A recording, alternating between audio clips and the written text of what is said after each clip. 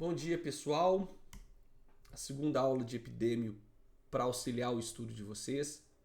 Essa talvez vai ser uma aula um pouco mais longa em relação às três que serão postadas. No entanto, eu vou tentar, mesmo na especificidade do tema, ser um pouco mais breve, porque de certa forma o estudo de vocês gira em torno desse conceito. Tá? O estudo de vocês gira em torno de uma área da epidemiologia, uma área extremamente válida para a epidemiologia, principalmente na epidemiologia descritiva, que é a história natural da doença. Tá?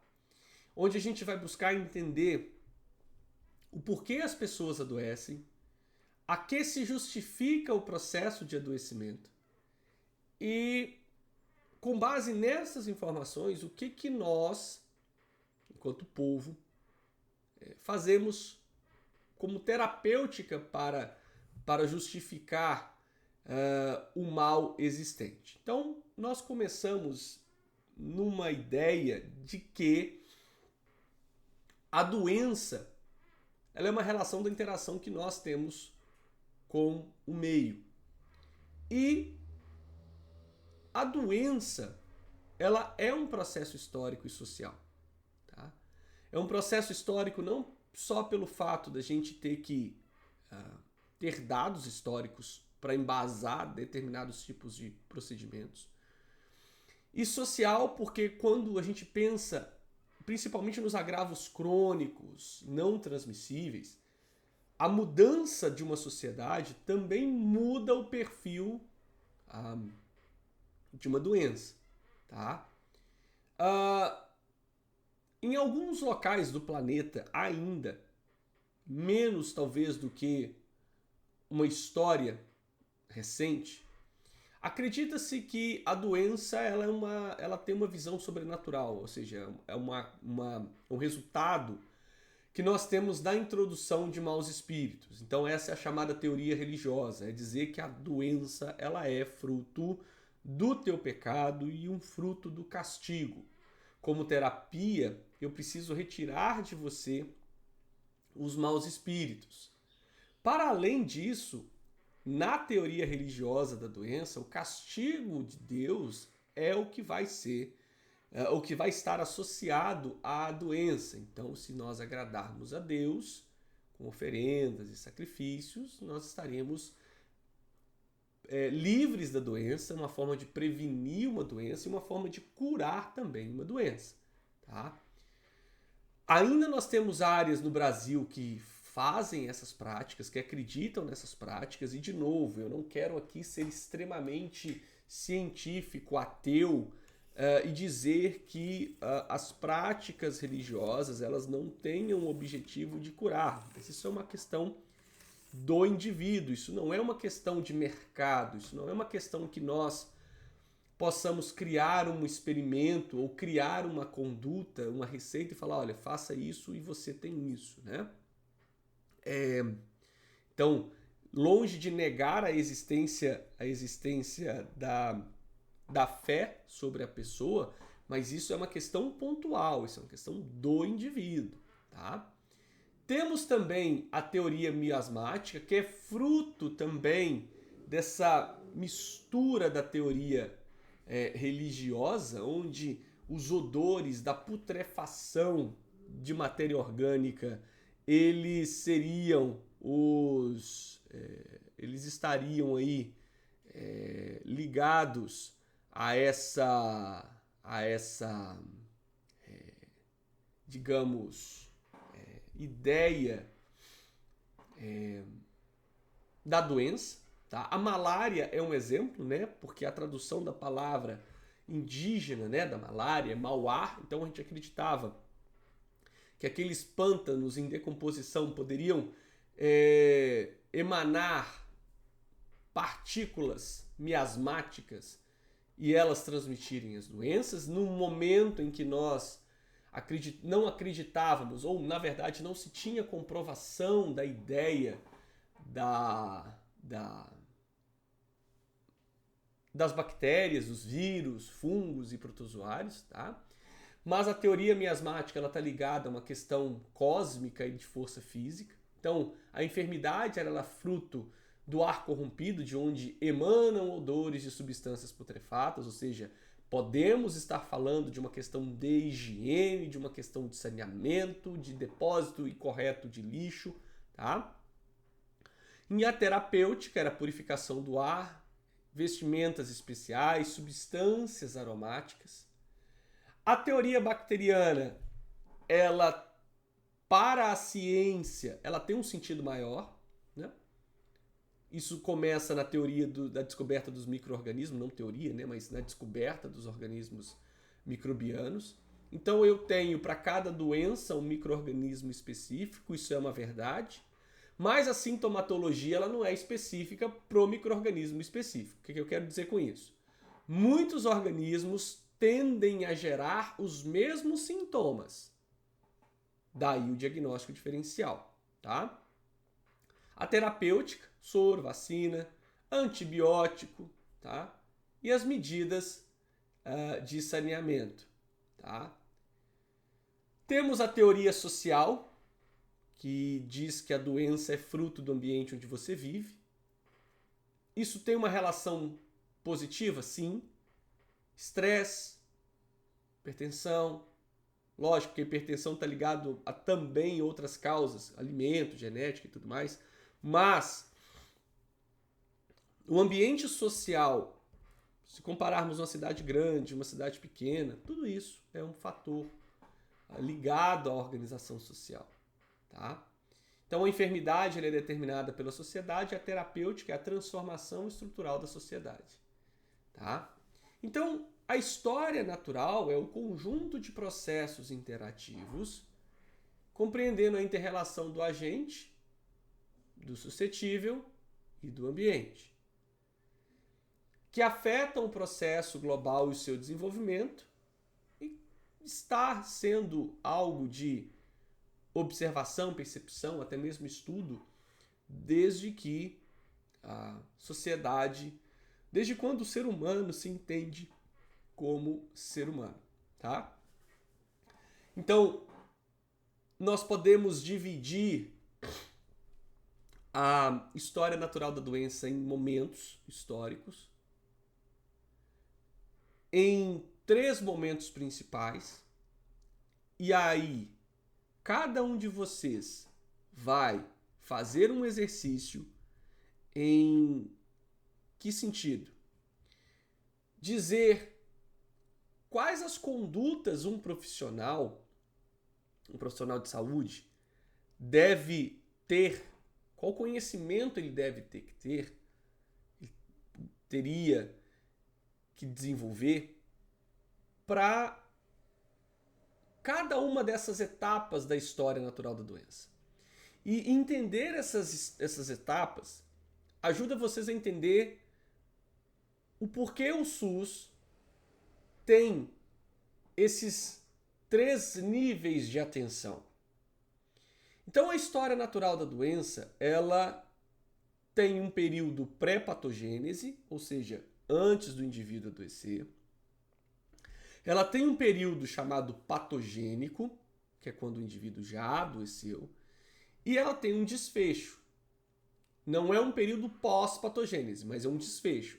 Ou seja, ele curou, ele mantém a morbidade, a sequela da morbidade, ou ele morreu.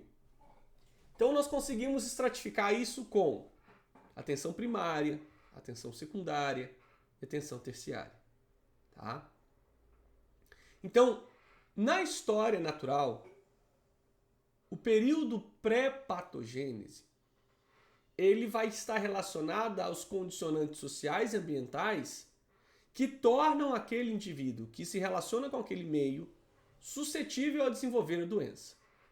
Óbvio que na atenção primária, e aí jogando essa pré-patogênese para o SUS, o período pré-patogênese ele entraria na ideia da prevenção, porque se eu tiro desse indivíduo suscetível os condicionantes ou os fatores próprios da doença, eu consigo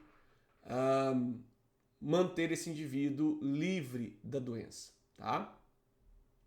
Durante o período pré-patogênese, tá? Eu tenho as condições ou as pré-condições, eu tenho o agente etiológico, que vai causar a doença, e nesse ambiente eu posso ter maior ou menor incidência da doença, eu posso ter maiores ou menores modificações na variação clínica, porque cada organismo responde de forma única, e eu posso ter também a modificação dos caráteres epidêmico ou endêmico de uma doença. No período pré-patogênese, quando nós avaliamos os fatores sociais, eu tenho uma relação de fator psicossocial, de fator sociocultural, sociopolítico e socioeconômico. Então, cada um desses fatores, para mais ou para menos, com maior estímulo ou menor estímulo, permitem com que a doença ela possa ter um maior impacto ou um menor impacto. Esses perfis eles podem crescer através de relações ambientais e ecológicas desfavoráveis. Vamos pensar numa cidade, uma área extremamente desenvolvida e uma área pouco desenvolvida. Uma área mais marginalizada, que está à margem, mas onde nessa área falta-se saneamento básico, falta-se escola, falta-se saúde, falta estrutura, tá? Os fatores socioeconômicos, tá? Ele está relacionado a uma probabilidade maior de desenvolvimento da doença, tá? Onde nós vamos encontrar nas pessoas, no público mais pobre, pessoas mais doentes e mais idosos doentes. Eles tendem a ser um público mais propenso à enfermidade grave. Ele permanece mais tempo doente. Eles tendem a ter uma expectativa de vida menor, tá? As crianças tendem a ter mais baixo peso e em maior proporção, e a taxa de mortalidade infantil ela é mais elevada. Numa questão socioeconômica, nós vamos relacionar que nesse período pré-patogênese, a condição econômica do indivíduo está associado ao maior risco de morbidade e mortalidade. Tá? Então, aqui no fator social, faz muito mais sentido os programas sociais. Então, a classe social, tá? A gente consegue explicar na classe social uma mudança e um perfil maior no conceito econômico, jurídico, político e ideológico. Tá? Então, quanto maior a classe social, maior a renda, maior o nível de escolaridade em anos estudados e com qualidade, o nível de consumo, tudo isso tem uma interação preventiva na doença. Fator sociopolítico, ainda no período pré-patogênese. A decisão política, a rigidez política, a participação e até mesmo o conhecimento da sociedade na política. Tá? Tudo isso afeta, de certa forma, a saúde do indivíduo, porque é dado a decisão política, é graças à decisão política que nós podemos garantir ao público o acesso à saúde, educação, saneamento, enfim. Na questão sociocultural, tá? Considera-se a questão sociocultural como algo na ideia pré-patogênico, é porque os fatores socioculturais eles são patogênicos na medida em que uma sociedade se vê frustrada em controlar e fiscalizar os investimentos públicos. Tá? Logo, novamente, a ideia pré-patogênese ela entra como uma ideia de prevenir o acesso, ou não permitir o acesso, né, mas permitir que o indivíduo saudável, ele se mantenha saudável por mais tempo possível, tá? Sociopolítico. Então nós estamos num ciclo, tá? Onde cada uma dessas setas, ela pode ser analisada isoladamente, mas a consequência de um desses fatores também leva a um outro agravo. Então, por exemplo, pobreza, quando a pessoa não tem acesso ao alimento, né? Menor energia, menor capacidade, baixa produção, baixo salário, isso tudo em detrimento de uma alimentação, educação e habitação pobre, doença. Então, nós podemos pegar um ponto isolado desse ciclo e perceber que cada um desses pontos leva a uma outra condição, tá? Ainda nos fatores socioculturais, tá? Eles contribuem para a difusão e manutenção das doenças, tá? Então, preconceito, hábito cultural, as crendices, os comportamentos e valores estão nessa ideia, a promiscuidade sexual, tá? As pessoas que se apegam ao aconselhamento dos raizeiros, dos pais de santo, o hábito de defecar no solo e não dar destino adequado às fezes, isso em área rural, como pensar num risco de desenvolver esquistossomose, tá? Os fatores psicossociais, né? Indivíduos frutos do meio, né? Marginalidade, ausência de relação parental estável, desconexão em relação à cultura de origem, falta de apoio no contexto social, condição de trabalho extenuante, promiscuidade, desemprego, enfim. Agora, o que mais influi como um período pré-patogênico e determinante para o desenvolvimento de doenças são os fatores ambientais. Então, como definido na primeira aula, ambiente é tudo que está ou sobre o qual o indivíduo está interagindo. Então, o espaço onde o indivíduo, que é o suscetível, interage. Lembrem-se que esse ambiente ele pode ser a própria célula, ele pode ser algo que está ao redor da célula, ou ele pode ser um ambiente físico mesmo, tá? Então, nós podemos falar do ambiente físico, o ambiente biológico, o ambiente social, tá?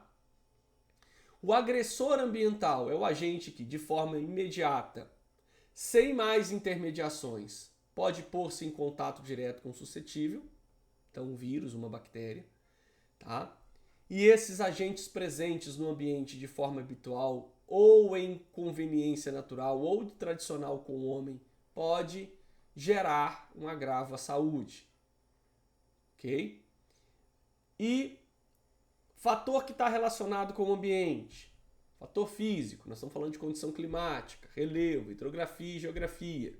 O fator biológico, a microbiota, os vetores. E o fator social é a condição social, econômica, religiosa e cultural da pessoa. Eliminamos os fatores físicos, os biológicos e os sociais, nós estaremos tirando do indivíduo, no período pré-patogênico, o risco de adoecer. Caso não, esse indivíduo sai do pré-patogênico e entra no período patogênico, tá? Então, todos esses fatores pré-patogênicos, eles são multifatoriais, porque nós não conseguimos expor unicamente a um sem o outro, seja físico, químico, biológico, sociocultural ou sociopolítico, desses fatores estarem juntos, tá? Então, aqui, pausem esse vídeo nesse ponto, onde cada uma dessas letras, A, B e C, entra numa fase da história natural da doença e ajuda você a entender os níveis de atenção do Sistema Único de Saúde. Então, a vertente epidemiológica é quando o indivíduo ele não está doente. Então, o que eu faria aqui? a prevenção, a atenção primária, tá? Na vertente B, que é o período patogênico, eu não consegui fazer com que a minha vertente epidemiológica fosse satisfatória, eu não consegui manter o estado de saúde desse indivíduo, eu não consegui minimizar os riscos e esse indivíduo adoeceu. Então ele entra onde? No período patogênico. Aqui é a atenção secundária, tá? Então aqui eu preciso rapidamente tratar esse paciente, rapidamente perceber o que está associado enquanto sintomatologia no indivíduo, tratar clinicamente, reduzir sinal e sintoma e evitar a cronicidade da doença ou os danos provocados pela cronicidade. Quando eu não conseguir, ou quando eu conseguir, mas esse indivíduo ele ficar com sequelas, eu já entro no desenlace, que já é a atenção terciária, que é a reabilitação do paciente, tá?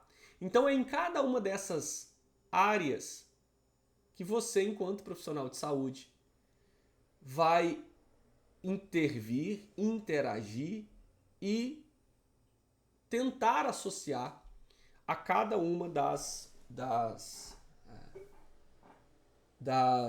digamos, dos níveis de atenção do Sistema Único de Saúde, tá?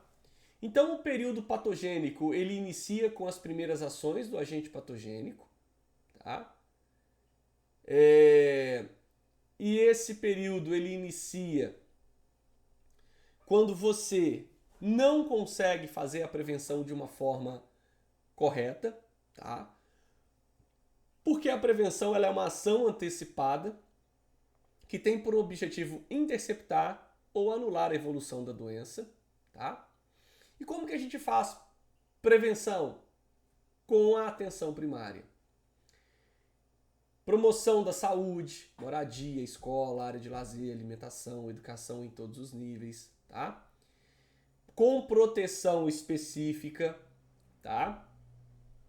Com imunização, saúde ocupacional, higiene pessoal e do lar, proteção contra acidente, aconselhamento genético, controle de vetor, tá? Tudo para prevenir com que o indivíduo adoeça. Guardem essas informações porque vocês serão cobrados por elas, tá? O que é a prevenção secundária? É realizada no indivíduo já sob a ação do agente patogênico ao nível do estado da doença. Então, por exemplo, diagnóstico precoce, para descobrir mais rapidamente o que o indivíduo tem. Exames periódicos para o indivíduo já doente. Exame periódico entra também na atenção primária? Entra nesses check-ups. Só que aqui, o nível secundário é o exame periódico para ver a evolução da doença no indivíduo, tá? Isolamento da pessoa para tratar a doença ou para permitir com que ela não transmita para outras pessoas. Tratar para evitar a progressão e também a disseminação da doença, tá? Limitar a incapacidade, evitar futuras complicações e evitar sequela. Na terciária, a gente faz reabilitação para impedir a incapacidade total ou reintroduzir esse indivíduo ao ambiente de trabalho, fisioterapia, terapia ocupacional, emprego para o reabilitado, tá? Então aqui agora eu estou tirando, tá? Aquelas letras da vertente epidemiológica, da patogênica e do desenlace, A, B e C, e estou colocando aqui os níveis de atenção. Pausa o vídeo e vê o que cada um de vocês, enquanto profissional, pode fazer em cada uma das áreas. Então, na prevenção primária, o que você faz? Promoção da saúde e também proteção específica. Tá? Lembra da imunização, vacinação e tudo mais. Na secundária, diagnóstico precoce, tratamento imediato e limitação da incapacidade. E na terciária, no desenlace, a reabilitação. Tá? Então, aqui nós temos alguns conceitos, tá? que está envolvido no processo de doença, até que o indivíduo, desde ser acometido com, ele desenvolva a doença. Então a gente tem um período de incubação, período prodrômico, de estado ou de resolução. Então vamos lá. O que é o período de incubação na doença? É o momento em que o agente etiológico se instala no organismo até o início dos primeiros sinais e sintomas clínicos. Nesse período de incubação, eu posso estar relacionando uma adaptação ou uma quebra da barreira orgânica do indivíduo, seja inata, ou seja, que a gente nasce, seja adquirida aquela que é mediada por anticorpo, tá? Período prodrômico. Geralmente dura de 1 a 3 dias antes do período de estado, quando já pode haver a transmissão do agente causal e com manifestação mínima para o organismo. Que é o período de estado. Começa a doença, com a manifestação de sinais e sintomas característicos. A transmissibilidade é mínima dos primeiros dias, geralmente tem 3 a 5 dias de duração. O período de resolução é a eliminação pelo hospedeiro, então ela se caracteriza pela reparação dos órgãos e tecidos que foram danificados, não há risco de transmissão da doença. E a doença, como já relatado, é quando a gente quebra o estado de saúde, pela ausência de algum daqueles fatores, como moradia, saneamento, educação, renda, acesso a posse de terra, lazer, enfim. Então, a doença ela é uma enfermidade ou um estado clínico, tá? Que não depende, para mim, da origem, desde que esse indivíduo ele esteja doente. O que é um agravo? É qualquer dano à integridade física, mental ou social, que pode não só agravar a doença ou agravar a resposta do indivíduo frente à doença, ok? Então, a enfermidade ou estado clínico que representa dano significativo para o ser humano é a doença, e qualquer dano à integridade física, mental ou social do indivíduo é o agravo, mas o agravo é um termo mais abrangente do que a doença, tá? E se nós tivermos um desequilíbrio entre os agentes e o hospedeiro frente ao seu ambiente, nós vamos permitir que esse indivíduo ele desenvolva uma doença. Então, se eu tenho uma alteração no ambiente físico, no ambiente biológico, econômico, social, que afete o hospedeiro ou que permita com que o agente, o vetor no caso, seja mais abundante no meio, permitindo a doença, eu tenho o perfil de doença, tá? Fatores que são relacionados ao agente: infectividade, patogenicidade, virulência, período de incubação, período de transmissão, via de eliminação, modo de transmissão e via de penetração. O que é infectividade? É a capacidade de um agente invadir o organismo do hospedeiro, permanecer no hospedeiro, multiplicar no hospedeiro e produzir doença. Alta infectividade se transmite mais facilmente. Baixa infectividade tende a ser transmitido com menor facilidade. Doenças altamente infecciosas são menos letais. Doenças com baixa infectividade tendem a ser mais letais, tá? Patogenicidade, a capacidade do agente infeccioso tem de, uma vez instalado no organismo, de produzir sintomas, tá? Alta patogenicidade, pessoa que pega desenvolve. Baixa patogenicidade, quem pega dificilmente adoece. Isso não está relacionado diretamente com a infectividade. Se um organismo altamente infeccioso for altamente patogênico e ele matar o seu hospedeiro, ele também é eliminado junto e muito provavelmente aquela espécie de agente infeccioso é eliminada naturalmente do meio. Ok? Virulência é a capacidade do agente de produzir doença de maior ou menor gravidade. Alta virulência, raiva. Todos os casos vão a óbitos.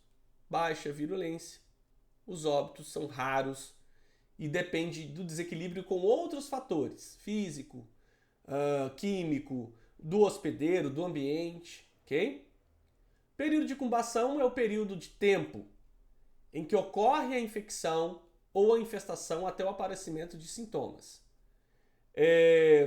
Meningite, sarampo, tuberculose, hanseníase tem períodos de incubação variáveis, tá? Janela imunológica é o tempo transcorrido entre a contaminação do indivíduo e o aparecimento dos anticorpos, que podem ser detectados pelos testes atuais no sangue do indivíduo contaminado. O período de transmissibilidade é o intervalo de tempo em que o indivíduo está apto a transmitir a doença, tá? Vias de eliminação é a forma de você eliminar esse organismo de você enquanto hospedeiro, mas permitir que essa via de eliminação também seja, para o ambiente ou para outro indivíduo, uma via de transmissão, tá? Modo de transmissão é a maneira pela qual o agente poderá alcançar o indivíduo sadio. Então nós temos a transmissão direta, gotículas, beijo e relação sexual. Indireta, alimentos, fomites e vetores, tá? Vetores são, por exemplo, reservatórios, tipo um poço d'água, uma panela com alimento estragado, um fruto numa árvore, o solo de uma determinada região. Então isso é um fomite, é uma área comum onde as pessoas estão elas estão adquirindo o agente, tá? Via de penetração é a forma de entrada, tá? Que não é a mesma da via de eliminação em muitas doenças, tá? Fatores que estão relacionados a você, hospedeiro humano. A distribuição do agente está relacionado à via de transmissão e à via de penetração, mas a destruição do agente etiológico ele se dá pelos mecanismos de defesa do próprio hospedeiro. E aí eu estou relacionando o sistema imune. O agente não é destruído pelos mecanismos de defesa do organismo e nele se instala. Então ele sai do período de incubação para o período de estado, digamos assim, tá? Os fatores que são relacionados ao hospedeiro. Nós temos os mecanismos de barreira inespecíficos, por exemplo, pele, mucosa.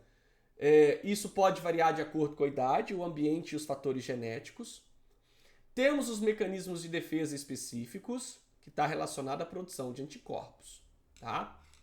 O indivíduo imune é aquele indivíduo que tem anticorpo suficiente para proteger, seja de forma transitória ou duradoura, seja proveniente da vacina ou pela exposição ao agente causal. Indivíduo suscetível é aquele que não apresenta defesa adequada contra o agente infeccioso e por isso pode contrair a doença se exposto a esse agente. A imunidade, ela pode ser oriunda de um meio ativo ou passivo. Lembrando que a imunidade ativa, você está produzindo o anticorpo e na passiva você recebe o anticorpo pronto, ok? A imunidade ativa é onde a própria pessoa produz o seu anticorpo, como pegando a doença ou sendo exposto num alvo vacinal. Então, a imunidade ela pode ser naturalmente adquirida, então quando a pessoa é afetada pela própria doença, ou artificialmente adquirida quando ela é vacinada. Qual que é o problema da imunidade naturalmente adquirida? Ela tende a ser mais duradoura do que a vacinação, mas o problema é que às vezes a pessoa pegando a doença ela tem mais risco de óbito do que frente à vacinação. A imunização passiva é quando o anticorpo está pronto, você recebe o anticorpo pronto, então ela tem uma duração muito mais curta do que a ativa. Por exemplo, no aleitamento materno, placenta ou o primeiro leite que a criança recebe, tá? Via placentária ou leite materno, tá? São formas de imunização adquirida, tá? Então daí a importância da amamentação, tá? ou artificialmente adquirida quando a gente recebe, por exemplo, um soro antitetânico, ou quando nós somos picados por um animal peçonhento, tá? Por que a gente recebe anticorpo pronto no envenenamento, né? Porque o nosso organismo não tem tempo hábil para produzir todos os anticorpos, tá? E o veneno, a toxina, ela leva a óbito mais rapidamente, tá? Então fica aqui para vocês um resuminho dessas imunizações ativa e passiva, tá? Voltem algumas vezes nos vídeos, tá? E principalmente nesse vídeo, se atenham aos conceitos e se atenham à aplicação desse conceito, porque isso será cobrado de vocês. Então, essa aula foi um pouco longa para um vídeo no YouTube, tá? Mas eu tentei ser o mais completa possível. Deixa o like, compartilha. Já passamos de 700 inscritos, eu preciso chegar a 1000. Dessa força. Bons estudos para vocês e até a próxima aula. Um abraço.